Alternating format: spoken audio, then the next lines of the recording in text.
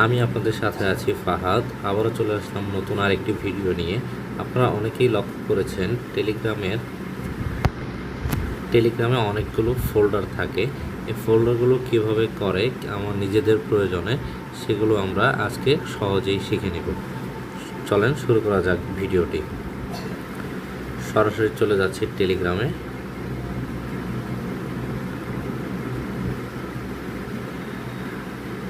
দেখুন, খেয়াল করে আমার এখানে অনেকগুলো ফোল্ডার করা আছে। 1, 2, দারাজ, বট, মাই ফোল্ডার নামে অনেকগুলো ফোল্ডার করা আছে। আপনারা চাইলেও এই ফোল্ডারগুলো আপনাদের ফোনে সহজেই করে নিতে পারবেন নিজেদের প্রয়োজনে। চলুন দেখা যাক কীভাবে আমরা ফোল্ডারগুলো তৈরি করি।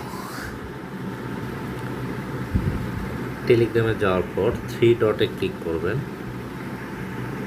3 ডটে ক্লিক করে